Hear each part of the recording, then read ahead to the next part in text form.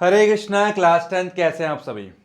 तो आज हम जो सीरीज को स्टार्ट करने वाले सबसे इंपॉर्टेंट सीरीज जो कि आपको शायद यूट्यूब में किसी और प्लेटफॉर्म पर देखने को मिलेगा, बिकॉज बहुत बड़ा चीज हो जाता है एनसीईआरटी एग्जाम्पल अपने आप में करने के लिए। एक अलग से किताब हो जाती है और हर साल जो एनसीईआरटी एग्जाम्पल से बहुत सारे क्वेश्चन एज इट इज उठ के आपके बोर्ड एग्जाम में आते हैं। ये वो किताब है जो कि सीबीएसई रिकमेंड करती है। जब भी सीबीएसई अपना हर साल सिलेबस देती है तो वहां पर लिखा होता है साफ साफ कि रिकमेंड बुक में एनसीईआरटी और एनसीईआरटी एग्जाम्पलर, और सब तो एनसीईआरटी का जिक्र करते हैं। सबने एनसीईआरटी कराया, पर बहुत ही गिने चुने ऐसे होते हैं टीचर्स जो कि एनसीईआरटी एग्जाम का जिक्र भी करते हैं और वो कंप्लीट कराते भी हैं। तो बिल्कुल आप सही प्लेटफॉर्म में आए हो अगर आपको एनसीईआरटी एग्जाम्पलर वाकई में इंपॉर्टेंट लगती है, जो कि है भी, चाहे आप बेसिक से हो चाहे स्टैंडर्ड से। ऐसा नहीं बेसिक वाले बोलेंगे सर हमें केवल एनसीईआरटी बोला गया है, हमारा तो हम तो बेसिक से काफी है क्या सर एनसीईआरटी हम क्या ही करें एनसीईआरटी। ऐसा कुछ भी नहीं है। एनसीईआरटी एग्जाम्पल चाहे बेसिक से हो चाहे आप स्टैंडर्ड से हो, दोनों के लिए सीबीएसई ने रिकमेंड किया है। ऐसा थोड़ी लिखा है कि सीबीएसई ने बोला बेसिक वाले सिर्फ एनसीईआरटी करें, स्टैंडर्ड वाले एनसीईआरटी एग्जाम्पल करें। सीबीएसई ने नहीं बोलना, ये तो आप खुद से जो टीचर्स वगैरह होते हैं वो बता देते हैं कि नहीं एनसीईआरटी कर लो काम चलेगा, पर ऐसा नहीं है। बेसिक वालों के लिए भी केवल और केवल एनसीईआरटी इनफ नहीं होता। वहां से केवल आपका 70%, 60 से 70% ही कवर होगा, बाकी सब आपको बाहर से ही करना पड़ेगा।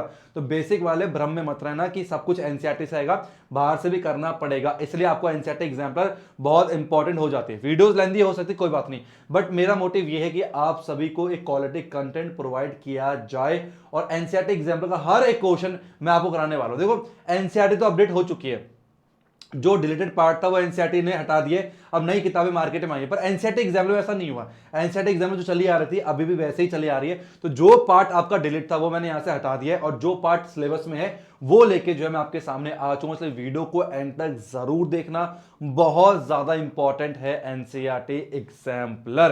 तो आज हम करेंगे चैप्टर 1 रियल नंबर, और ऐसे ही बाकी सारे चैप्टर्स के भी आपको रियल जो एनसीईआरटी एग्जाम्पलर है उसका सॉल्यूशन की वीडियो देखने को मिल जाएगा। अब जो चैप्टर छोटे हैं मैं कोशिश कर रहा हूं जो वीडियो 2 घंटे के अंदर बन जाए वो वन शॉट में ही मिलेंगे आपको, और जो वीडियो 2 घंटे के अंदर नहीं बन रही उनको मैं पार्ट्स में एक्सरसाइज वाइज करके भी आपके सामने लाऊंगा। पर बहुत ज्यादा वीडियो, लंबी वीडियो जो है वो आपको देखने को नहीं मिलेगी। सारी वीडियो 1.5 से 2 घंटे के अंदर ही होगी। तो चलिए आज बात करते हैं रियल नंबर। और स्टार्ट करने से पहले मैं ये मान के चल रहा हूं कि आप सभी ने एनसीईआरटी कर ली है। अगर आपने एनसीईआरटी नहीं करी है, एनसीईआरटी एग्जाम करने को फायदा नहीं है, डिमोटिवेशन मिलेगा, बहुत ज्यादा परेशान हो जाओगे यार क्वेश्चन सॉल्व नहीं हो रहे। तो कॉन्सेप्ट बिल्ड करना बहुत इंपॉर्टेंट। आप कॉन्सेप्ट कहां से बिल्ड करें, वो बिल्ड करने के लिए आप लोग जो हमारा यूट्यूब चैनल है ज्ञानी कीड़ा, वहां से जो है वन शॉट लेक्चर मैंने डाले हुए, कंप्लीट डिटेल सॉल्यूशन दिया कॉन्सेप्ट के साथ, हर एक क्वेश्चन को सॉल्व किया गया। तो वो आप देख सकते हो, बहुत सारे बच्चों को फायदा हो रहा है। वो एनसीईआरटी का वन शॉट करने के बाद फिर जो है आप लोग एनसीईआरटी एग्जाम्पल की सीरीज में आना। तो मैं मान के चल रहा हूं कि आपने वो कर लिया। तो अब हम करते हैं एनसीईआरटी एग्जाम्पल का चैप्टर नंबर 1 रियल नंबर। तो पहले एक्सरसाइज, इसमें भी हमारे पास 3-4 एक्सरसाइज है, ठीक है। जैसे एनसीईआरटी में एक्सरसाइज होती है वैसे एनसीईआरटी एग्जाम्पल में एक्सरसाइज होती है। तो एक्सरसाइज 1.1 का क्वेश्चन नंबर 1 ये रहा आप सभी के स्क्रीन के ऊपर। पहला क्वेश्चन क्या कह रहा है, ठीक है। क्वेश्चन को ध्यान से समझेंगे, भगाने वाला काम नहीं है। स्लो लग रहा 2x में देख लेना, फास्ट लग रहा कम करके देख लेना, पर मेन चीज ये है कि आपको समझ में आना चाहिए। जल्दी से खत्म करने के चक्कर पट पट पट फटाफट से मैंने चिल्ला बोल दिया समझाने अच्छे से, वो फायदा नहीं है। भले थोड़ा टाइम लगे बट कॉन्सेप्ट सारे बिल्ड होने चाहिए, ठीक है। फॉर सम इंटीजर, पहला क्वेश्चन एक्सरसाइज 1.1 कह रहा है कि for some integer m, m कोई भी इंटीजर है। इंटीजर क्या होते हैं भाई, प्लस के 1 2 3 4 5 6, फिर 0 और माइनस के -1 -2 -3, ये सब होते हैं हमारे पास इंटीजर्स होते हैं, ठीक है। तो हमारे कह रहा है m को हमारे पास इंटीजर्स दे रखा है, ठीक है जी, समझ गए हम लोग। फिर इसने बोला कि every even integer is of the form, सारे के सारे इवन इंटीजर किस फॉर्म पे होते हैं, सारे के सारे इवन इंटीजर किस फॉर्म पे होते हैं। क्या m के फॉर्म पे होते हैं, या m+1 के फॉर्म पे होते हैं, या 2m के फॉर्म पे होते हैं, या 2m+1 के फॉर्म पे होते हैं। इवन इंटीजर की बात की जा रही है। तो अगर मैं इवन इंटीजर की बात करूं, किसकी बात करूं, अगर मैं इवन इंटीजर्स की बात करूं, ठीक है, इंटीजर्स की बात करूं, तो एग्जाम्पल थोड़े नेगेटिव तो होती है, मैं पॉजिटिव की बात करता हूं। तो होते हैं 2 4, ठीक है, 6 और 8 हमारे पास, ठीक है, 8 हो गया 10। इस तरीके से हमारे पास क्या होता है, इवन इंटीजर होते हैं, ठीक है, सबको पता है। मान लो मैं 2 की बात करता हूं तो 2 कैसे लिख सकते हैं हम लोग, 2 मल्टीप्लाई बाय 1, कोई दिक्कत नहीं। और 4 कैसे आता है हमारे पास, तो 2 मल्टीप्लाई 2 निकल के आता है, ठीक है। और 6 कैसे आता है हमारे पास, 2 मल्टीप्लाई बाय 3 निकल के आता है। और 8 क्या होता है हमारे पास, 2 मल्टीप्लाई 4। इस तरह से लिख सकते हैं हम लोग, बोलो हाँ या ना। इसने कहा था m क्या है, m हमारे पास इंटीजर्स है। क्या है m, m हमारे पास इंटीजर है। तो 1 इंटीजर है तो हम लिख सकते हैं 2m हो गया ये, ठीक है। तो यहां भी देखो ये 2 भी इंटीजर है, वो m हो गया तो 2m निकल के आ गया भाई। ये कितना हो गया, ये भी हमारे पास 2m आ गया और ये भी कितना आ गया हमारे पास 2m निकल के आ गया।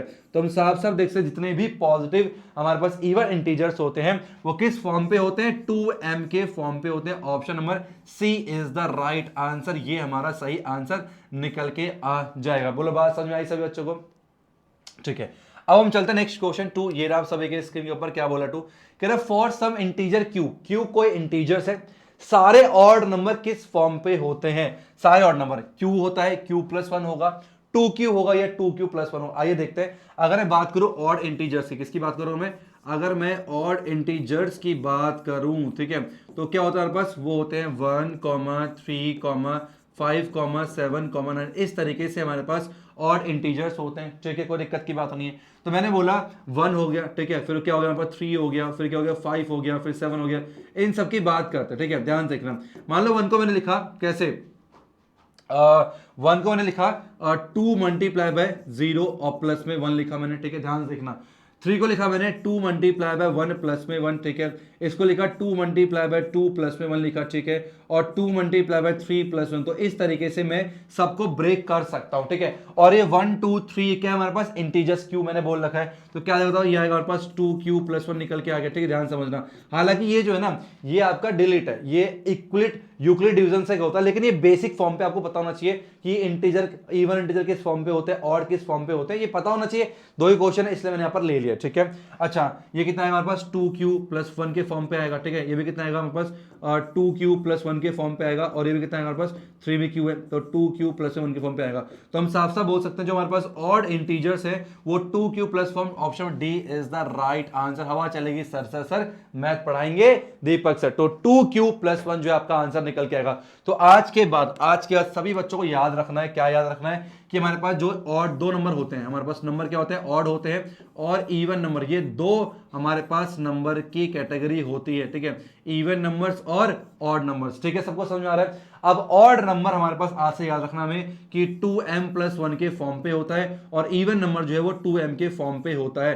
तो ये आपको याद रखना है, ये आपको आगे हायर क्लासेस में काम आएंगे। मेरे ख्याल से आप सभी को ये वाली बात समझ में आ चुकी है। ठीक है, आसान लग रहा है, मजा आ रहा है, एंजॉय कर रहे हो, सेशन को लाइक जरूर करते चलना। ठीक है, सिंपल समझना सारी चीजों को। नेक्स्ट चलते हैं क्वेश्चन नंबर 3। ये रहा आप सभी के स्क्रीन के ऊपर, क्या बोल रहा है सुनेंगे। कह रहा है n² -1 is divisible by 8 if n। कह रहा है n² -1 8 से डिवाइड कब होगा? n इंटीजर हो तब होगा, नेचुरल नंबर हो तब होगा, ऑड नंबर हो तब होगा, या इवन इंटीजर हो तब होगा। आइए इसको देखो, जितने भी इस प्रकार के क्वेश्चन होते हैं ना, इन क्वेश्चनों को हमें क्या है, थोड़े से वैल्यू पुट करके सॉल्व करने होते हैं, मतलब n के कुछ वैल्यू रखने होते हैं हमें, और फिर एक आइडिया मिलता है, फिर हम आंसर देते हैं। ठीक है, तो क्या हमारे पास n² -1 है। ठीक है, ध्यान सुनेंगे। पहले बात करते हैं इंटीजर की। इंटीजर क्या होता है हमारे पास, नेगेटिव वैल्यू और पॉजिटिव वैल्यू 0, सब इंटीजर्स होते हैं। ठीक है, तो पहले इंटीजर की बात करते हैं, कौन से, पहले हम एक ऑप्शन को लेते हैं। ठीक है, ध्यान सुनना। इंटीजर की बात करी मैंने, तो मान लो पहले मैंने रखा 1 रखा, तो 1 का स्क्वायर -1 कितना आ गया हमारे पास, ये आपका 0 निकल के आ गया। फिर मैंने रखा 2, तो 2 का स्क्वायर -1 कितना आ गया हमारे पास, ये 4 -7 आपका 3 निकल के आ गया। ठीक है, और फिर 3 का स्क्वायर -1 कितना आ गया हमारे पास, वो आ गया 9 -1 इक्वल कितना आ गया, 8 निकल के आ गया। इस तरीके से हमारे पास एक आध नंबर और लिखता हूँ, फिर सीधा आंसर दे देंगे हम लोग। ठीक है, और ऐसे 4 का स्क्वायर की बात करें तो 16 -1 कितना आ गया, 15 निकल के आ गया। ठीक है, और ऐसे 5 के स्क्वायर की बात करें तो कितना आ जाएगा हमारे पास 25 -1 इक्वल टू आपका 24 निकल के आ गया। ठीक है, अब अगर मैं केवल बोलो क्या सारे इंटीजर पे ये डिविजिबल है, क्या सारे इंटीजर पे ये डिविजिबल है, तो हम देख सकते हैं कि भाई ये 8 से डिवाइड नहीं होता, ये 8 से डिवाइड नहीं होता, तो पहला ऑप्शन तो कट गया कि सारे के सारे इंटीजर पे डिविजिबल होगा, तो पहला ऑप्शन तो कट गया। दूसरा क्या क्या सारे नेचुरल नंबर पे होगा, तो हमने देखा भाई 1 पुट करा, 1 में नेचुरल नंबर है। ठीक है, तो उसमें तो डिवाइड हो रहा है, 0 सब नंबर डिवाइड हो जाता है ना, तो 0 ये 8 से डिवाइड हो रहा है, 0 हर नंबर से डिवाइड हो जाता है। ठीक है, पर 2 पे डिवाइड नहीं हो रहा, तो नेचुरल नंबर भी खत्म हो गया। अब बचा ऑड इंटीजर और इवन इंटीजर की बात करते हैं। अब हम देखें, अगर पहले बात करते हैं ऑड इंटीजर की। ठीक है, तो जब मैंने ऑड नंबर 1 रखा तो 0 आया, और 0 8 से डिवाइड हो जाता है। ठीक है, ये इवन हो गया। फिर मैंने ऑड रखा 3, तो 3 का स्क्वायर -1, 3 का स्क्वायर 9 होता है, 9 -1 8 होता है, और ये 8 से डिवाइड हो रहा है। अब ऑड नंबर 3 का क्या था, 5 आता है, तो 5 का स्क्वायर -1, 25 में से 1 गया 24, ये भी 8 से डिवाइड होता है। एक और चेक कर ले, क्या इत्तेफाक तो नहीं है, मैंने 7 रखा, तो 7 का स्क्वायर -1, 7 7 जा 49 माइनस 7 कितना आ गया 48, और 6 8 जा 8 6 जा 40, तो ये भी 8 से डिवाइड हो जाता है। इसका मतलब ऑड नंबर से, ऑड इंटीजर्स पे जो है ये 8 से डिवाइड हो जाएगा। इवन पे नहीं होगा, क्यों नहीं होगा? क्योंकि इवन हमने 2 रख के देखा था, और 2 रख के देखने पर 3 आंसर आ रहा था, और 3 जो है वो 8 से डिवाइड नहीं होता। इसका मतलब हम कह सकते हैं जो आपका n स्क्वायर माइनस 1 है ना, वो आपका 8 से डिवाइड तब ही होगा जब आपके जो n है वो सारे क्या होने चाहिए, ऑड इंटीजर्स होने चाहिए। तो इस तरीके से ना जब भी क्वेश्चन n टाइप का कुछ आता है तो घबराना नहीं होता कि ये कैसे होगा। अरे कोई बात नहीं यार, आप वैल्यूज को रख के देखो ना, जब वैल्यू रखोगे तो अपने आप ही आइडिया निकल जाएगा। तो मेरे को थोड़ी पता था क्या होगा इसका आंसर, मैंने वैल्यूज रखी, अपना आइडिया मिल गया और मेरा काम बन गया। ठीक है, समझ में आ रहा है, एंजॉय कर रहे हो? चलो नेक्स्ट चलते हैं 4 ईयर आप सभी के स्क्रीन के ऊपर। ये काफी इंपॉर्टेंट क्वेश्चन है, बहुत बार आपके एग्जाम में आता है, very very very important question. ध्यान सुनेंगे क्या कह रहा है। कह रहा है if the HCF of 65 and 117 is expressible in the form of 65m minus 117। अच्छा जी, कह रहा है 65 और 117 का जो भी HCF आपका आ रहा है, जो भी HCF आ रहा है उसको हम लोग इस फॉर्म पे एक्सप्रेस कर सकते हैं। अच्छा, मतलब उसको उसके बराबर लिख सकते हैं। तो कह रहा है m क्या होगा बताइए। ठीक है, तो सबसे पहला काम क्या है, इसने बोला इसका HCF, तो पहले HCF निकाल लेते हैं। HCF निकालना बहुत आसान है। मान लो 65 है, तो 65 और यहां पर है हमारे पास 117, इन दोनों को हम लोग इस तरीके से लिखेंगे। ठीक है, अब हम क्या करेंगे, 65 का प्राइम फैक्टराइजेशन कर लेते हैं। तो करेंगे तो मेरे ख्याल से आएगा 5 से कटेगा ये, तो 5 की बात करें, 5 1 जा 5, 5 3 जा, तो कटेगा 13 1 जा 30 निकल के आ गया। ठीक है जी, अब हम करते हैं 117 की बात, किसकी, 117 की बात करते हैं। ठीक है, ओके, किससे कटेगा, 7 8 और 3 से कटेगा ये, तो 3 से कटेगा, 3 3 जा 9, 3 है, और 3 9 जा 27, फिर आ गया 3 से, 3 1 जा 3, 3 3 जा 9, फिर कटेगा 13 से, 13 1 जा 13। तो मैंने प्राइम फैक्टराइजेशन कर लिया। अब यहां पर लिखता हूं 65 आ गया 5 मल्टीप्लाई बाय 13 के बराबर। ठीक है, 117 आ गया 3 मल्टीप्लाई बाय 3 मल्टीप्लाई बाय 13। तो अगर मैं बात करूं HCF, किसकी HCF की, मैंने बोला HCF ऑफ 65 117 जो है कितना आ जाएगा, वो HCF मतलब क्या होता है, हाईएस्ट कॉमन फैक्टर, मतलब वो सबसे बड़ा नंबर जो इन दोनों को डिवाइड कर दे। आपको ऐसे वर्बली पता होना चाहिए। एलसीएम का मतलब क्या होता है, वो सबसे छोटा नंबर जो दोनों से डिवाइड हो जाए, और HCF का मतलब होता है वो सबसे बड़ा नंबर, हाईएस्ट नंबर जो इन दोनों को डिवाइड कर दे। ठीक है, तो कितना है हमारे पास कॉमन जो है, ये 13 हमारे पास कॉमन है, तो ये कितना हो गया आपका HCF निकल के आ गया। ठीक है जी, अब इन्होंने क्या कहा था, जो HCF हमारे पास है 13, उसको इस फॉर्म पे एक्सप्रेस कर सकते हैं। ठीक है, तो 13 जो है हमारा कितना आ गया, 65m माइनस में 117 निकल के आ गया। जो इन्होंने बोला वो मैंने कर दिया। अब ये माइनस का 117 जब इस तरफ आएगा तो क्या बन जाएगा बताओ, प्लस का 117 बन जाएगा, इज इक्वल टू 65m हो जाएगा। अब इन दोनों वैल्यू को ऐड करेंगे तो मेरे ख्याल से कितना आएगा हमारे पास, 130 निकल के आना चाहिए। ठीक है, तो हम बोलेंगे 65m जो है वो 130 के बराबर आ गया।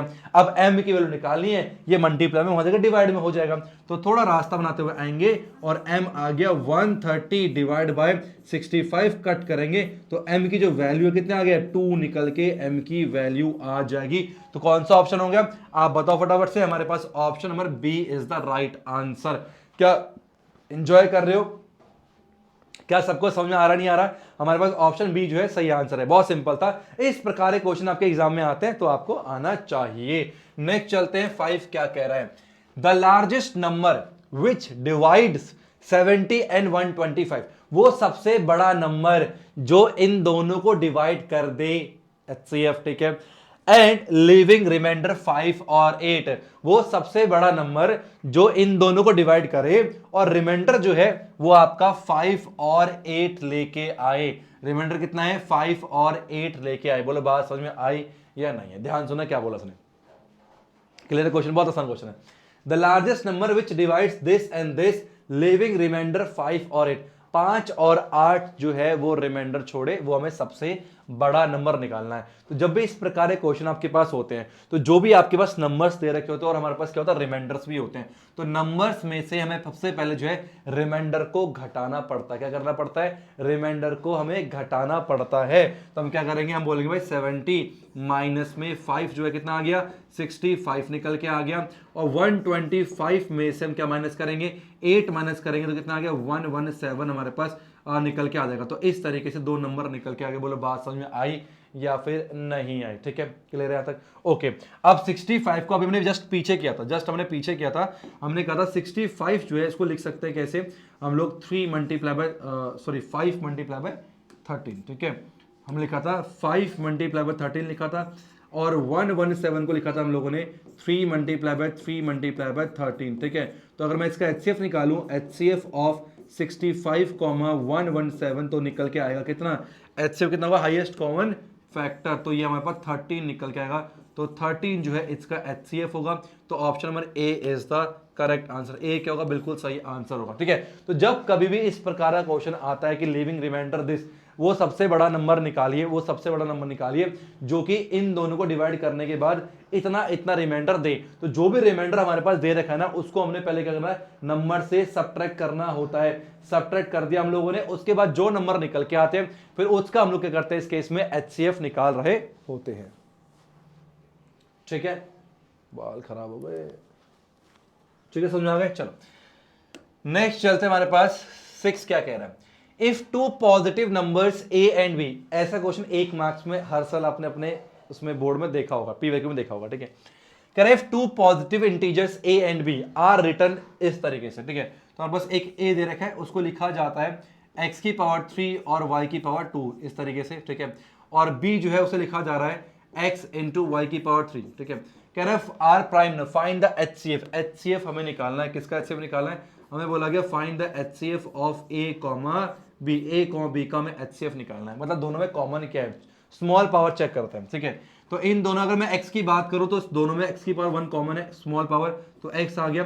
y की पावर 2 छोटी है तो y का 2, जो कॉमन नंबर होता है ना वो हम लोग लेते हैं छोटे वाले पावर में। ठीक है, आप सबको पता है। तो x इंटू वाई का स्क्वायर निकल के आया। क्या बोला मैंने, HCF हम क्या कर रहे होते हैं, जो भी आपके सेम होते हैं उनका हम लोग कॉमन पावर ले रहे होते हैं, छोटी पावर ले रहे होते हैं। मतलब x सेम है, छोटी पावर 1 है तो 1 ले लिया, y सेम है, छोटी पावर y का स्क्वायर है तो y का स्क्वायर ले लिया। पर एलसीएम में क्या होता है, सभी प्राइम नंबर की हाईएस्ट पावर। ठीक है, इसमें क्या होता है, सभी प्राइम नंबर की लोएस्ट पावर, सभी कॉमन प्राइम नंबर की लोएस्ट पावर HCF होता है, और एलसीएम होता है सभी प्राइम नंबर की हाईएस्ट पावर होती है, तो वो एलसीएम के अंदर आता है। ठीक है, तो अगर एलसीएम की बात की गई है तो इसका आंसर बताओ, पहले बी आएगा। अगर एलसीएम की बात की गई है तो आइए एक क्वेश्चन एलसीएम का दे रखा है। ठीक है, अब भाई एनसीईआरटी एग्जाम वालों को पता है ना कि भाई बच्चे ने HCF वाला क्वेश्चन किया है, तो भाई एलसीएम वाला क्वेश्चन बनता है। तो बोला कि two positive integers P and Q can be expressed as this, तो वही वैसा ही क्वेश्चन है, P और Q को इस पे फॉर्म में एक्सप्रेस किया गया, A और B प्राइम नंबर है, तो बताओ एलसीएम क्या होना चाहिए। ठीक है, तो P हमारे पास क्या दे रखा है, P दे रखा है A मल्टीप्लाई बाय B का स्क्वायर। ठीक है, और Q क्या दिया हुआ हम लोग को, और A की पावर 3 इंटू B। तो एलसीएम निकालना किसका, P और Q का, P Q का एलसीएम निकालना है। तो मैंने पीछे बताया एलसीएम का मतलब क्या होता है, जो भी हमारे पास प्राइम है उनकी हाईएस्ट पावर। देखो ये हमारे पास है A, यहाँ पर भी A भी है, तो हाईएस्ट पावर कितना आएगा, A की पावर 3 निकल के आएगा। यहाँ पर हाईएस्ट कितना 2 है, तो B की पावर 2, तो A की पावर 3 और B की पावर 2 जो है वो option C is the right answer. अच्छा, अगर मैं आप सबसे क्वेश्चन पूछूं क्या अभी, मुझे बताओ अगर मैं यहाँ पर बोलता HCF निकालना, क्या बोलता HCF निकालना है P, Q का, तो कितना निकल के आता आंसर, ये मुझे सभी बच्चे जो है कमेंट बॉक्स में बताते चलेंगे इसका आंसर कितना निकल के आना चाहिए। ठीक है जी, आगे बढ़े।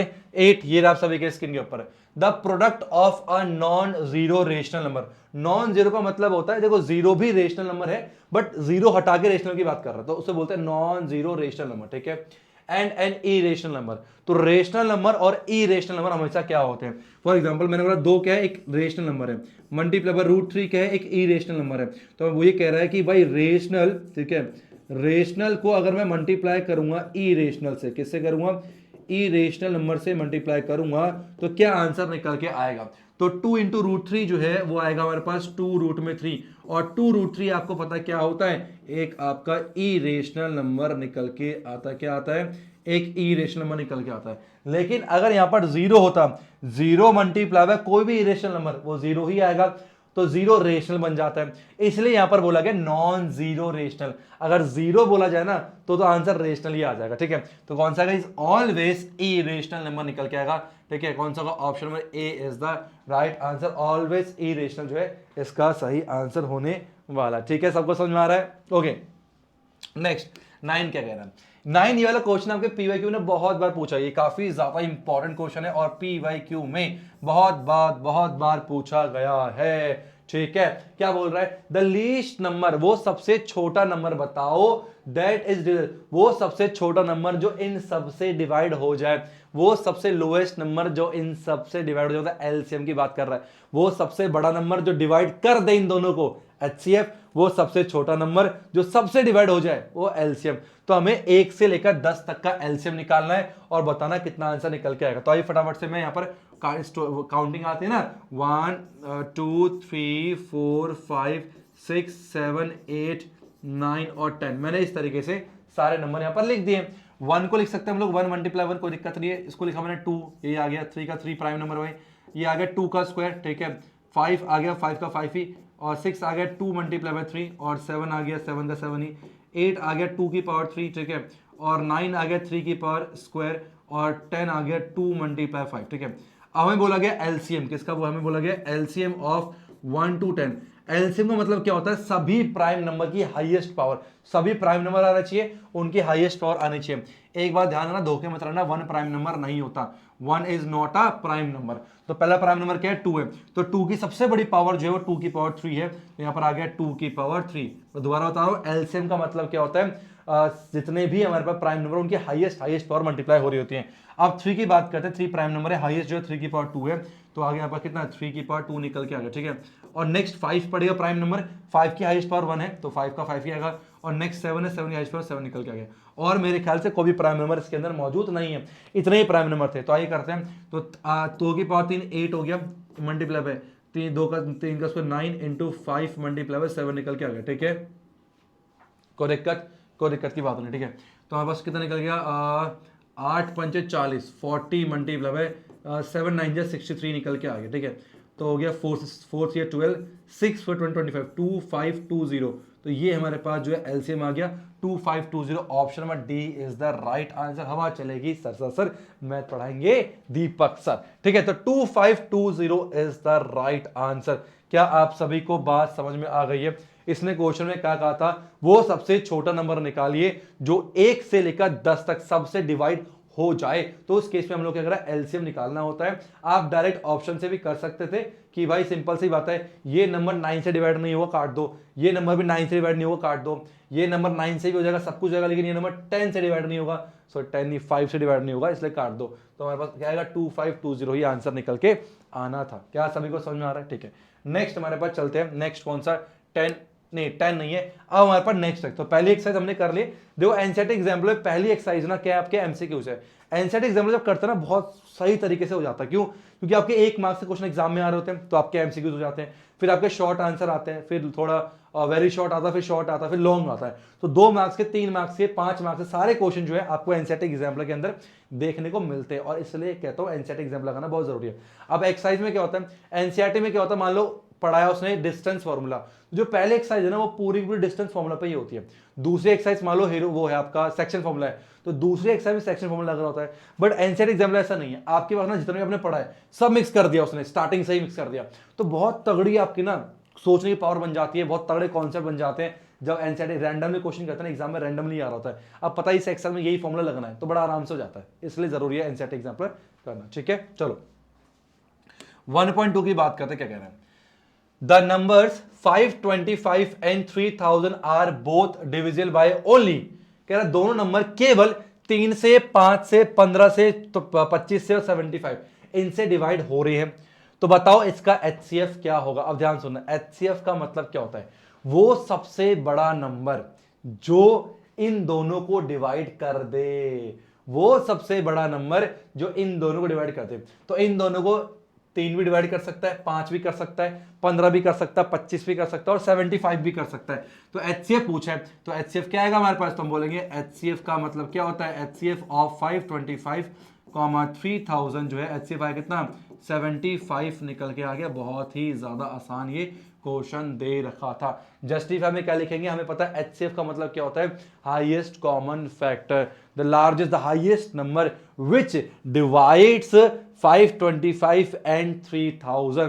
तो जो नंबर्स दे रखे हैं 75 is the largest, is the highest number which divides both, that's why HCF of this two number are is 75। तो HCF वाला मेरे ख्याल समझ में आ चुका है। ठीक है, चलिए नेक्स्ट चलते हैं। सेकंड क्वेश्चन क्या कह रहा है, एक्सप्लेन वाई 3 मल्टीप्लाई 5 मल्टीप्लाई 7, ऐसा क्वेश्चन आपको एनसीईआरटी में मिलता है और सेम क्वेश्चन आपको एनसीईआरटी एग्जाम में मिला है। हमें बताना है कंपोजिट क्यों है। अब हमें पता है कंपोजिट नंबर का मतलब क्या होता है, हम सबको पता है कंपोजिट नंबर का मतलब होता है हैविंग, ये पता होना चाहिए, तब लिखोगे हैविंग मोर देन 2 फैक्टर, 2 से ज्यादा फैक्टर जिसके निकल के आ जाए वो हमारे पास कॉमन कंपोजिट नंबर होता है। और जिसके एग्जैक्टली 2 फैक्टर है वो आपका प्राइम होते हैं। और हमारे पास हैविंग मोर देन 2 फैक्टर, 2 से ज्यादा फैक्टर जिसके होते हैं वो आपका क्या होता है, कंपोजिट नंबर कहलाता है। ठीक है, चलिए तो ठीक है, कैसे करेंगे, 3 मल्टीप्लाई बाय 5 मल्टीप्लाई बाय 7 और प्लस में 7 दे रखा है इस तरीके से। ठीक है, जो नंबर कॉमन, देखो 7 यहां पर भी है और 7 यहां पर भी है, तो एक काम करो 7 कॉमन कर लो। ठीक है, तो आगे 3 मल्टीप्लाई बाय 5 और प्लस में 1 रह जाएगा, यहां पर केवल भाई 7 चला गया 1 रह जाएगा। तो अगर 7 मल्टीप्लाई 3 5 जा 15 और प्लस में 1 कितना। ठीक है, तो ये 7 मल्टीप्लाई बाय कितना आ गया, मल्टीप्लाई 16 निकल के आ गया। ठीक है, अभी 2 नंबर हो गए, 1 आप खुद से लगा सकते हो, कोई दिक्कत नहीं है। तो बताओ कितने फैक्टर्स हो गए, 3 फैक्टर हो गए ना, 1 हो गया, 7 हो गया और आपका 16 हो गया। तो 2 से ज्यादा हमारे पास फैक्टर निकल के आ गए। इसका मतलब ये क्या हमारे पास, it is a composite number. हम बोलेंगे it is a composite number. क्यों है composite, because it contains more than, it is a composite number because it contains more than 2 factor, that's why it is composite. ठीक है तक, चलिए next 3 क्या कह रहा है, can 2 numbers have 18 as their HCF and 380 as their LCM। क्या ऐसा हो सकता है क्या कि दो नंबर का 18 HCF हो 18 और 380 उसका LCM हो। कह रहा है कि इज इट पॉसिबल कि HCF जो है वो 18 हो और आपका जो LCM है वो कितना हो 380, क्या ये पॉसिबल है, हाँ या ना। तो कैसे पता लगाए, तो हम ऐसे पता लगाते हैं, हमें पता है कि HCF जो है ना, HCF इज ऑलवेज ठीक है the factor of LCM, always the factor of LCM. तो हमेशा HCF जो है LCM का फैक्टर होता है। अब ये फैक्टर भला क्या चीज होता है, फैक्टर का मतलब होता है ये इसको कंप्लीटली डिवाइड कर देता है।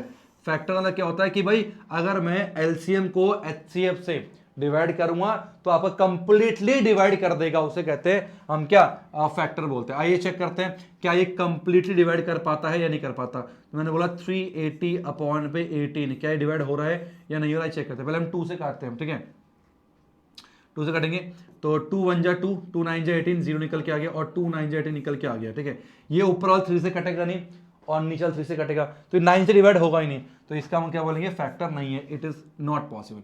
ये केस कंडीशन क्या है हमारे पास, नॉट पॉसिबल। क्यों, because 18 is not a factor of 380, not possible निकल के आ गया। बोलो बात समझ में आ रही है नहीं आ रही, तो ये पॉसिबल हमारे पास नहीं है। अगर ये फैक्टर होता तो डिवाइड करने पर आंसर रिमाइंडर जो आपका 0 आना चाहिए था। नेक्स्ट चलते हैं, क्वेश्चन क्या कह रहा है नेक्स्ट। ओके, आपका यहां पर 1 पॉइंट जो है 2 भी खत्म हो जाता है। अब जो डिलीट है यूक्लिड डिविजन लेमा और क्या कहते हैं terminating non terminating rational irrational जो 1.4 लास्ट ईयर हुआ करता था, ये सब डिलीट है। हमारे पास कल 2 ही एक्सरसाइज आ रही थी, ठीक है, तो जो डिलीट पार्ट को हटा के जितने भी क्वेश्चन बचे हैं वो मैंने यहां पर लिए। अब नेक्स्ट क्वेश्चन काफी इंपॉर्टेंट क्वेश्चन है, प्रूफ दैट √3 + √5 जो है आपका कैसा नंबर है, आपका इरेशनल। इसको प्रूफ करना है, इसको प्रूफ करने का मैं आपको सबसे आसान तरीका आज बताने वाला हूं। इसको कुछ टीचर बोलते हैं P/Q करे करा करो, वो लेंदी हो जाता है, उससे बचो। P/Q मानी जो तो नहीं, ठीक है, तो हम बोलेंगे लेट अस सपोज, बोलेंगे लेट अस सपोज क्या सपोज करना है कि √3 प्लस में √5 इज रेशनल। इन सारे क्वेश्चनों को ना आपको पता है कॉन्ट्राडिक्शन मेथड से करना होता है, इन सारे क्वेश्चनों को कॉन्ट्राडिक्शन मेथड से करना होता है, जो कि हमने एनसीईआरटी में देखा था। ठीक है, तो मान लो लेट अस सपोज भाई इरेशनल बोला प्रूफ करने के लिए, तो मैंने बोल दिया लेट सपोज, उल्टा मान लिया मैंने, इसको मैंने बोल दिया रेशनल है। ठीक है, यहां तक क्लियर है, ठीक है। उसके बाद अगर ये रेशनल है, इसका मतलब इट मींस √3 प्लस में √5 को हम ए के बराबर लिख सकते हैं। ए क्या है, where A is rational, A क्या है, ए वेयर ए इज रेशनल, ए कोई रेशनल नंबर दे देगा। P/Q की नीड नहीं है, P/Q की नीड बिल्कुल भी नहीं है। ठीक है, क्लियर है तक। अब आपने एक नंबर यहीं रखना है, √3 यहीं रखो और उसको राइट से ले जाओ, a माइनस में √5 कर दिया। ठीक है, उसके बाद क्या करना आपने, स्क्वायरिंग बोथ साइड। क्या करना है, स्क्वायरिंग बोथ साइड, दोनों तरफ आपने स्क्वायर कर देना है। क्या बन जाएगा, तो ये बनेगा √3 का स्क्वायर और ये बन जाएगा a माइनस में रूट 5 का स्क्वायर। ठीक है जी, स्क्वायर से रूट खत्म होते हैं, तो ये तो हमारे पास 3 आ गया। यहाँ लग जाएगा a माइनस बी का होल स्क्वायर, तो a का स्क्वायर, ठीक है, और प्लस में b का स्क्वायर, ठीक है, माइनस में 2 multiply bye a multiply by b। तो ये मैंने आइडेंटिटी लगा दी a माइनस बी का होल स्क्वायर। ठीक है यहाँ तक, ओके। अब क्या बन गया ये बन गया 3 बराबर में आ गया a का स्क्वायर, ठीक है, ओके, और प्लस में ये आ गया हमारे पास 5 आ जाएगा, ठीक है, और माइनस में 2 रूट 5a निकल के आ जाएगा। ठीक है, अब मैं इस वाले को जो रूट में है ना इकलौता बचा, इसको लेफ्ट में, बाकी सब राइट में, तो मैंने बोला कि 2 रूट 5a बराबर में कितना निकल के आएगा। देखो ये लेफ्ट में आया, a स्क्वायर प्लस 5 यही था, तो a स्क्वायर प्लस में 5 यही था, और मैंने ये प्लस का 3 वहां जाके क्या हो गया, माइनस का 3 हो गया, माइनस का 3 निकल के आ गया। तो हम बोलेंगे कितना, 2 रूट 5a जो है वो आ गया a स्क्वायर प्लस में 2 निकल के। अब रूट 5 को अकेला छोड़ दो, तो रूट 5 निकल के आ जाएगा हमारे पास a स्क्वायर प्लस में 2 डिवाइड बाय 2a निकल के आ गया। अब इसको हमने ध्यान से देखना है। अब राइट हैंड साइड क्या है, मैंने कहा था भाई a रेशनल है, तो रेशनल प्लस 2, रेशनल का स्क्वायर रेशनल, प्लस में 2 rational, 2a rational, rational upon rational rational. तो इसका मतलब राइट हैंड साइड जो है ना वो हमारी क्या निकल के आ गई, राइट हैंड साइड तो हमारी रेशनल निकल के आ गई है। और हमें पता है कभी भी जब कभी भी ऐसा क्वेश्चन आता है कंबाइन करके, तो ये मान के चलना, ये गिवन होता है कोई भी रूट के अंदर कोई प्राइम नंबर हो वो इरेशनल होता है। भाई गिवन है रूट 3 क्या है, इरेशनल है, गिवन है रूट 5 क्या है, इरेशनल है, तो रूट 5 हमारा इरेशनल है, बट राइट हैंड साइड क्या आ गया, रेशनल। तो क्या है, इस विच इज कॉन्ट्राडिक्शन, ये क्या है, विच इज कॉन्ट्राडिक्शन, क्या है ये, कॉन्ट्राडिक्शन है, मतलब क्या है, उल्टा, विरोधाभास है। तो गलत हो गया ना भाई, हम बोल रहे हैं राइट हैंड साइड क्या है, राइट हैंड साइड तो हमारे पास आ गई रेशनल, ठीक है, रेशनल आ गई, और लेफ्ट हैंड साइड हमें पता है क्या है वो हमारे पास इरेशनल है। अब इरेशनल रेशनल के बराबर कैसे हो सकता है भाई, ये तो गलत हो गया ना, इरेशनल रेशनल के बराबर नहीं हो सकता, ये क्या है, विच इज, ये कॉन्ट्रडिक्शन है। तो हम बोलेंगे दिस हैज बीन अराइजन, तो क्या हम लिखेंगे, this has been arisen due to our wrong assumption. ये इसलिए हुआ क्योंकि हमने एजम्पशन ही गलत रखी थी। तो हम लास्ट में लिखेंगे hence our assumption is wrong, hence our assumption is wrong, ठीक है। तो root 3 plus root 5, root 3 plus root 5 is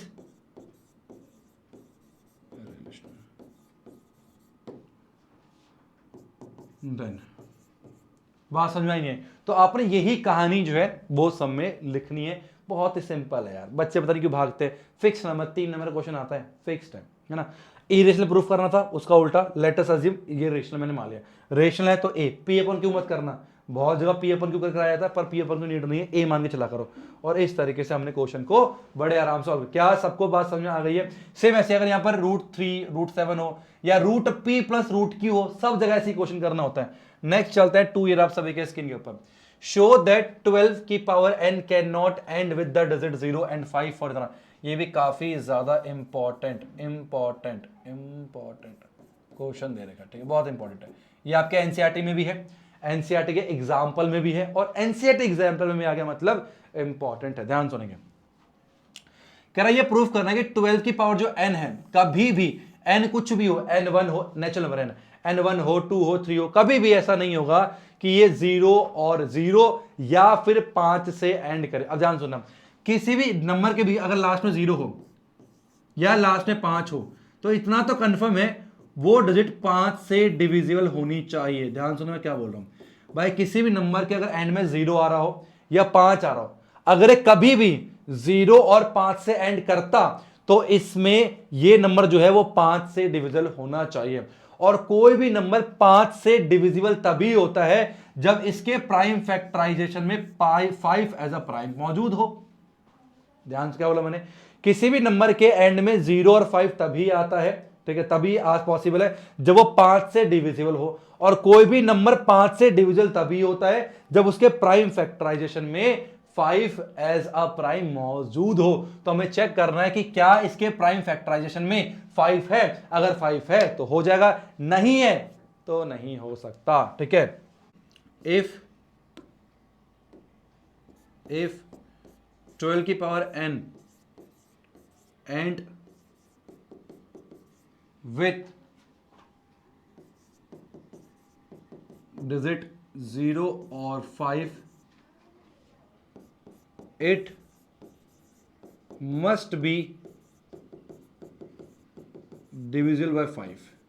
तो वो 5 से डिविजिबल होना चाहिए, पहली बात तो ये जो मैंने बताया था। ठीक है, 12 की पावर n जो है वो एंड करेगी 0 और 5 से, तभी जब वो तब होगी, it must be divisible by 5, वो 5 से डिविजिबल होना चाहिए। ठीक है,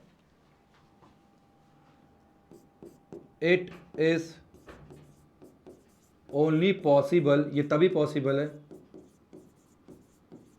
when the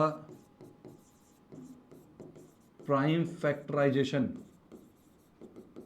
ठीक है, of 12 की power n contains 5 as a prime, उसमें 5 एज अ प्राइम, 12 की पावर n में 5 एज अ प्राइम होना चाहिए। तो आइए करके देखते हैं। तो 12 की पावर n का मतलब होता है कितना, 2 मल्टीप्लाई 3 की पावर n, तो हम देख कितना आ गया, 2 की पावर 2 और मल्टीप्लाई 3 की पावर n। ठीक है, तो हम बोलेंगे क्या यहां पर 5 एज अ प्राइम है, नहीं ना। अगर 5 एज अ प्राइम नहीं है, इसका मतलब it can never end with the digit 0, it does not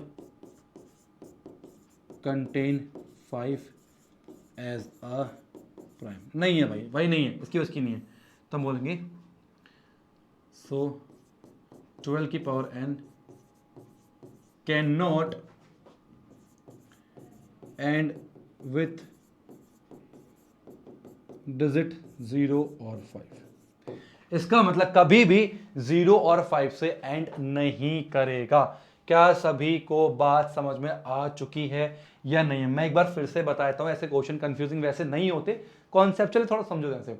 but 12 की पावर n कभी भी अगर 0 और 5 से एंड करता भी है तो उसको 5 से डिवाइड होना पड़ेगा, और 5 तो हमने लिखा इफ 12 की power n digit with and with digit 0 और 5, इट मस्ट बी डिविजिबल 5। ठीक है, और अगर 5 से डिविजिबल कब होता है, जब उसके प्राइम फैक्टराइजेशन में 5 अवेलेबल, तो मैंने लिखा it is only possible when the prime factorization of 12 की power n contain 5 as a prime होना चाहिए। मैंने प्राइम फैक्टराइजेशन करा, कहीं भी मुझे 5 नजर में नहीं आया, it does not contain 5 as a prime, फिर लिख दिया मैंने सो 12 की power n can not end with the digit 0 और 5। इतना ही करना है, मेरे ख्याल से आपको बात समझ में आ चुकी है। नेक्स्ट चलते हैं 3 ईयर आप सभी के स्क्रीन के ऊपर। On a morning walk 3 person step off together, their step measures 42 and 45 centimetre. ठीक है, ये जो है ना, इसको हाईलाइट कर लेकर ताकि पूरा ना पढ़ना पड़े, ये हमारा काम का, इसको हमने अंडरलाइन कर लिया respectively. What is the minimum distance each should walk, कितना कम से कम चले, so that each can cover same distance in the complete step, कौन सा इतना चले हमारे पास कि ना स्टेप को कंप्लीट करते ही, मान लो उसने 8 स्टेप कंप्लीट करे, वहां पर पहुंच गया। ठीक है, मान लो उसने 12 स्टेप कंप्लीट करे, वहां पर पहुंच गया। ठीक है, कहने वाला किसका अधूरा स्टेप ना रह जाए, कि मान लो लास्ट में ना उसका कंप्लीट स्टेप ना लगे, थोड़े में पूरा हो रहा, थोड़ा रह गया हो, वो ना हो, कंप्लीट स्टेप में वो पूरा करे। इसका मतलब हमें क्या बोल रहा है, हमें बोला गया है, ध्यान सुनना, वो सबसे छोटा नंबर जो इन तीनों से डिवाइड हो जाए, ऐसे समझो। वरना जहां पर मिनिमम का इस्तेमाल किया जाता है वहां पर क्या निकालते हैं, एलसीएम निकालते हैं। मिनिमम हो गया, लीस्ट हो गया, है ना, और लोएस्ट हो गया, तो वहां पर एलसीएम निकाल रहे होते हैं। ठीक है, तो हमें सिंपली 40, 42 और 45 का एलसीएम निकालना है। क्वेश्चन में क्यों निकालना है एलसीएम, क्योंकि हमें वो नंबर चाहिए। अब सिंपल सी बात है, हमारा जो आंसर आने वाला है वो इन सबसे बड़ा आने वाला है भाई, 40 से बड़ा, 42 से बड़ा, 45 से बड़ा आंसर आने वाला ना, क्योंकि हम चल के कुछ देर तक जाने वाले हैं और हमारा स्टेप कंप्लीट होना चाहिए। मतलब हमें वो नंबर चाहिए जो इन तीनों से डिवाइड हो जाए, सो दैट रिमाइंडर ना बचे। समझो, कोई छोटी टांग ना बचे, छोटी टांग मतलब छोटा रिमाइंडर ना बचे, कंप्लीट पूरा रिमाइंडर 0 आ जाए, समझे, ये था इसका मतलब। तो एलसीएम निकालना है इसमें। चलिए तो एलसीएम निकालते हैं। 40 लिख सकते हैं कैसे, तो ये माइंड में भी कर सकते हो आप लोग, उन्हें प्राइम फैक्टराइजेशन कर सकते हो। माइंड में करा 2 लिखा, 20 माइंड में आया, फिर 2 लिखा, 10 माइंड में आया, 2 लिखा, 5 माइंड में आया, फिर 5 लिखा, कोई दिक्कत, देखो कोई दिक्कत नहीं है। 42 लिखा मैंने, ठीक है।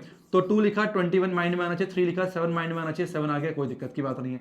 फिर जब 45 लिखा तो पहले 3 माइंड में आना चाहिए, 15 आ गया, फिर उसके बाद 3 आ गया, फिर आ गया 5, जा खत्म। तो इसको हम लिखेंगे प्रॉपर 2 की पावर 3 मल्टीप्लाई 5 में, इस तरीके से ये आ गया, इसमें कोई दिक्कत नहीं, इसको ऐसे रहने दे सकते हैं, है ना। और लास्ट वाला जो है हमारे पास, इसको लिखेंगे 3 की पावर 2 मल्टीप्लाई 5, इस तरीके से मैंने इसको लिख दिया। अब एलसीएम का मतलब क्या होता है, एलसीएम का मतलब होता है वो सारे प्राइम नंबर की हाईएस्ट पावर, ठीक है, सारे प्राइम नंबर की हाईएस्ट पावर को मल्टीप्लाई करने को एलसीएम बोलते हैं, ये हमने सीखा हुआ, ठीक है। चलिए तो इसका मतलब हमारे पास 2 की बात करते हैं, हाईएस्ट कितना, 2 की पावर 3 है, तो 2 की पावर 3 निकल के आ गया मल्टीप्लाई पे। फिर देखा मैं 3 उसके बाद आता प्राइम नंबर, 3 की हाईएस्ट ये रखा है, तो 3 की पावर 2 आ गया, फिर आ गया 5, 5 का हाईएस्ट 5 ही रहेगा, 1 ही है, और 7 रह गया, ठीक है। तो कितना आ गया, ये आ गया आपका 8 multiply by 9 multiply by 5 multiply 7, ऐसी मल्टीप्लाई पीछे क्या था, 8 5 जा 40 होता है, 9 7 जा 63 होता है, ठीक है। तो 4 3 12 6 चौक 24 25 2520 सेंटीमीटर, ये मेरे पास जो है वो हमारा इतना हमारे पास चलना पड़ेगा, और इतना चलेंगे तो सबके स्टेप पूरे पूरे हो जाएंगे, किसी का अधूरा स्टेप, किसी का रिमाइंडर नहीं बचने वाला। तो 2520 is the right answer. I hope आप एंजॉय कर रहे होंगे। ध्यान रखना, कभी भी ना पढ़ाई को बोरियत की तरीके से मत पढ़ो, एंजॉय करके पढ़ो। पता है, अगर मैं एंजॉय करके ना पढ़ाऊं ना, तो शायद इतनी बड़ी बड़ी वीडियो शूट ही ना कर पाऊं, शायद एनसीईआरटी एग्जाम करा ही ना पाऊं, क्योंकि यार मैं अकेला खड़ा हूं, सामने क्या मेरा इंसान भी नहीं है, नॉन लिविंग ऑब्जेक्ट है, मेरे सामने कैमरा है, उसको देख के ऐसा एज्यूम करना कि ये स्टूडेंट है, इस कैमरे के माध्यम से लाखों बच्चे इस वीडियो को देखेंगे, ये एज्यूम करके एक इंटरेस्ट के साथ, एक बॉडी लैंग्वेज का खड़े होकर एनर्जी के साथ सारे कॉन्सेप्ट को समझाना पड़ता है। तो ना हर चीज को इंटरेस्ट लेके करूंगा ना, तो बहुत ईजी हो जाएगा। और ये करूंगा यार, कब एनसीईआरटी एग्जाम कराऊंगा यार, अभी तो मैंने एनसीईआरटी कराई थी यार, अभी तो सुपर 30 सीरीज खत्म हुई थी, फिर यार ये नई सीरीज आ गई यार, मैं तो पक गया, अच्छा मैं कभी करा ही नहीं पाऊंगा। एक एनर्जी है, बच्चे को ये भी चाहिए ना, मैं प्रोवाइड कराऊंगा यार, मैं और बेहतर तरीके से दूंगा। अब की बार क्या, पहले बैठ के आराम से पढ़ा रहा था, अब खड़े होकर पढ़ाऊंगा एनर्जी में, तो पूरी मेहनत मैं करने को तैयार हूं। क्या अगर मेरे जो आपके गुरु इतना संघर्ष कर रहे हैं, इतना कुछ कर रहे हैं आपके लिए, दिन रात एक कर रहे हैं, कि आप उसको सिर्फ पढ़ नहीं सकते क्या, उस वीडियो को देख के सीख नहीं सकते, करना क्या है, कुछ बहुत स्ट्रगल थोड़ी है। जब आगे बढ़ोगे ना धीरे धीरे, आपको पता लगेगा लाइफ में स्ट्रगल कितना होता है। वो स्कूल दिन बहुत बढ़िया हुआ था, पता है, एक किताब होती थी मैथ की, एक साइंस की, एक एसएसटी की, ऐसे से 5 से 6 किताबें होती थी, है ना, पूरे साल होता था। उन किताबों के एग्जाम एंड में होते थे और लिख के आना होता था, और वही होमवर्क होते थे, यूटी वगैरह हुआ करते। हमें भी लगता कितना झंझट है सर, कब खत्म होगा। अरे बेटा जब उसके बाद आओगे ना, इतना लाइफ में स्ट्रगल है, जॉब, धक्के, बॉस का सुनना, काम करना, ट्रैवल है, फिर पेरेंट जिम्मेदारी, इतना कुछ संघर्ष है ना, तब याद आता है फिर यार, नहीं यार वो दिन बड़े अच्छे हुआ करते थे। तो जो तुम जी रहे हो ना, बहुत अच्छा है इस समय, इसके बाद लाइफ में बहुत संघर्ष है, इसलिए एंजॉय करो। पढ़ना अपनी जगह है, पर अपने आप को जीना मत भूलो, एंजॉय करना मत भूलो। इसलिए पढ़ाई को बोरे तरह नहीं, एक एंजॉय करके पढ़ना है, कुछ सीखने के लिए पढ़ना है, आराम से मस्ती में पढ़ना है, क्योंकि आप हमसे पढ़ रहे हो ना।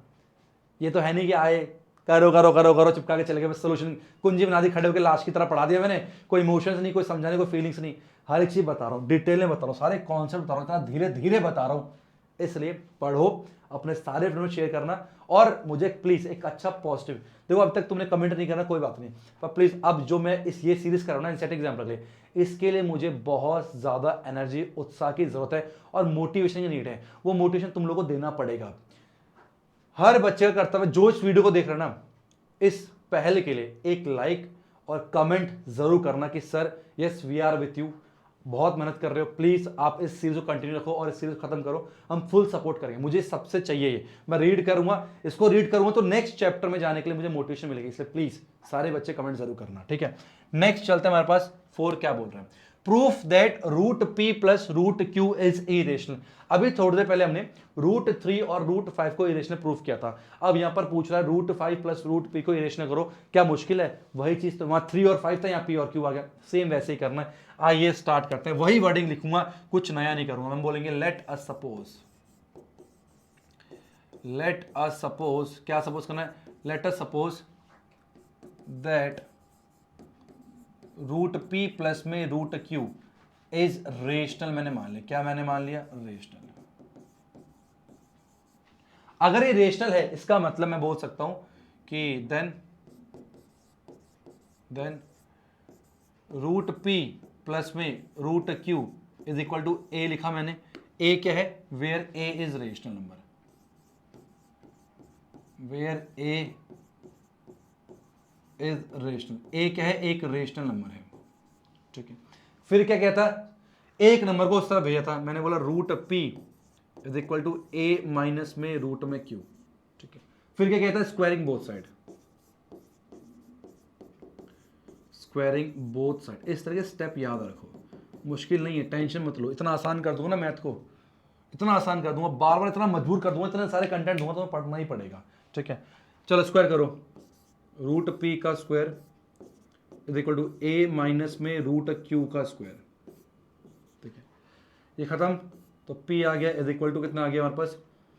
ए का स्क्वायर प्लस में बी का स्क्वायर माइनस में 2 multiply by A multiply by B. Same यही तो किया था, ठीक है।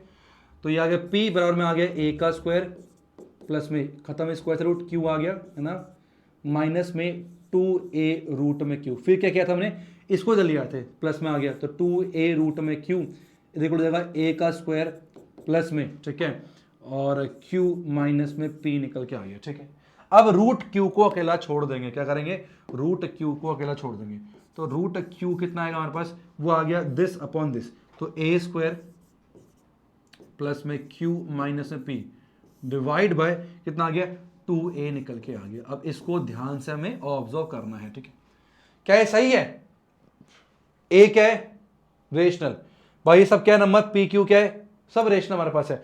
तो राइट हैंड साइड क्या बन गया? रेशनल। और ये क्या है? कोई भी prime number, q prime number था, कोई भी प्राइम नंबर रूट के अंदर क्या है? इरेशनल होता है। अब इरेशनल रेशनल के बराबर आ गया, क्या है? कॉन्ट्रडिक्शन है भाई। हम बोलेंगे which is contradiction, which is contradiction. ये कॉन्ट्राडिक्शन था। बोलो बात समझ में आई या नहीं आई? आ गई? क्लियर है। तो हम यहां पर लिखेंगे this has been arisen due to our wrong assumption. ये इसलिए आया क्योंकि हमारा एजम्पशन क्या था? रॉन्ग था। So our assumption is wrong. हमारी एजम्पशन क्या थी? वो गलत थी। तो रूट पी प्लस में root Q is irrational number. तो ये हमारे पास क्या हो गया? इरेशनल नंबर हो गया। बोलो बात समझ में आई या नहीं? इस तरीके से आपने करना है। तो रूट 3 रूट 7 कुछ भी, कोई भी नंबर क्यों ना हो, आपने इस तरीके से इसे करना होता है। और यहां पर हमारा जो है चैप्टर 1 का एनसीईआरटी एग्जाम्पल होता है समाप्त। मुझे कमेंट बॉक्स में बताना क्या सारे क्वेश्चन मैं अच्छे ढंग से समझा पाया हूं, क्या तुमने एंजॉय किया सारे क्वेश्चन को अच्छे से। इसकी पीडीएफ भी मैं डिस्क्रिप्शन में दे दूंगा आपको, ये मैंने प्रोवाइड कर दिया। इसकी प्रैक्टिस करो पीडीएफ से, जो नहीं आता फिर बाद में यहां पर आना। आप सबसे रिक्वेस्ट है अपने सारे फ्रेंड में शेयर कर देना। अब बारी है चैप्टर नंबर 2 की। तो आपको यहां पर आई बटन पे चैप्टर नंबर 2 दिखाई दे रहा होगा, तो इस चैप्टर 2 में क्लिक करके चैप्टर नंबर 2 की जाओ, वीडियो को देखो। इसी प्रकार सारी चीजों को कंप्लीट करो। Thank you so much for watching. Hare Krishna.